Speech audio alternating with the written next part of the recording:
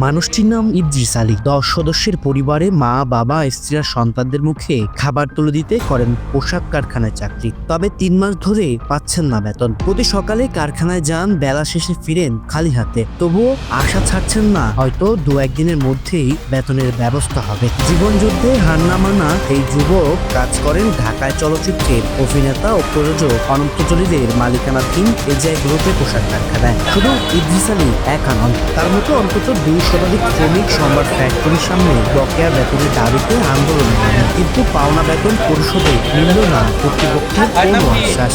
বেতন আমরা গত মে মাস থেকে ঠিকমতো পাচ্ছি না। এক বেতন 3 কিস্তিতে দেওয়া হয়, কোনো মাসে 2 মাস পরে 3 মাস পরে দেওয়া হয়। এই গত 12 তারিখ থেকে গ্যাস লাইন কাটে দেওয়ার পর আমাদের কেউ কোনো খোঁজ খবর নেয় না। কি করব না করব, টাকা পয়সা আমাদের 2 মাস ধরে আটক করে রাখছে। পর্দায় অনন্ত জলিল ন্যায় বিচারের প্রতীক, অন্যায়ের বিরুদ্ধে লড়াই, এটা কেবলই সিনেমার পর্দায়। তবে বাস্তবে এই চরিত্রের মিল নেই তার কোনো কর্মকাণ্ডে। যে সর্বদাই নীতি আর শ্রমিকদের সহযোগিতার বিভিন্ন ভিডিও প্রকাশ করে নিজেকে সবসময় তুলে ধরেন মানবদরদী হিসেবে, তবে যাদের ঘামের বিনিময়ে গড়ে ওঠা অনন্ত জলিলের ব্র্যান্ডের পোশাক, তাদের কণ্ঠ আজ ক্ষুধায় কাঁপছে। আমরা 2 মাস করে বেতন দেয় নাই। আর এই যে আজকে গত সেপ্টেম্বরের বেতন দেয় নাই, আজকে অক্টোবর কয় তারিখ? 20 তারিখ। আজ অবধি আমরা বেতন পাই না। আমরা খাই কি? কারখানার শ্রমিকরা বলছে তাদের বেতন 3 মাস ধরে আটকে আছে, থমকে গেছে জীবন।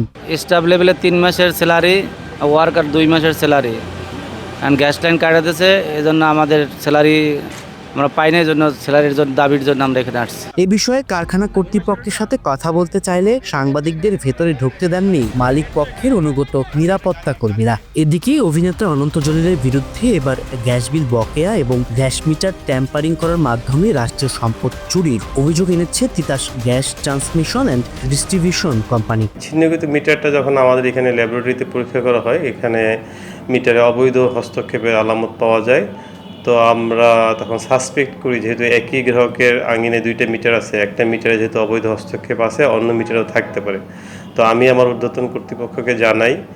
এরপরে আমাদের সেন্ট্রাল ভিজিলেন্স থেকে একটা টিম পাঠানো হয় যে বিদ্যমান মিটারে কোনো অসঙ্গতি আছে কিনা পরীক্ষা করার জন্য।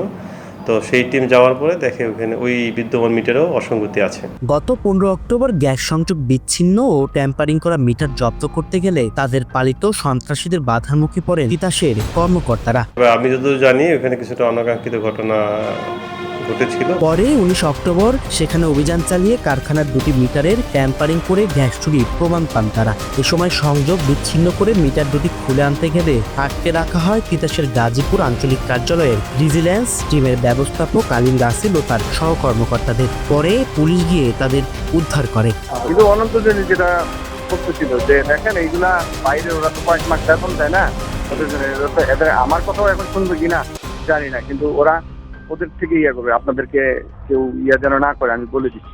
পরে কিছুক্ষণ পরে দেখলাম যে ওই পুলিশ আসার পর হয়ে গেছে, সত্যভঙ্গ করে দিচ্ছে। গাড়িটাই আটকে দিচ্ছিল। এ বিষয়ে জানতে চিত্রনায়ক অনন্ত জলিলের সঙ্গে যোগাযোগের চেষ্টা করা হলেও তিনি ফোনে সাড়া দেননি। নানান দুর্নীতি, রাষ্ট্রীয় সম্পদ চুরি ও শ্রমিকদের পাওনা বেতন পরিশোধের জন্য অনন্ত জলিলের মালিকানাধীন প্রতিষ্ঠান এজিআই গ্রুপের বিরুদ্ধে ব্যবস্থা গ্রহণের দাবি জানিয়েছেন ভুক্তভোগী শ্রমিক ও সংশ্লিষ্টরা। বাংলা অ্যাফেয়ার্স, রেদন হাসান, সাভার।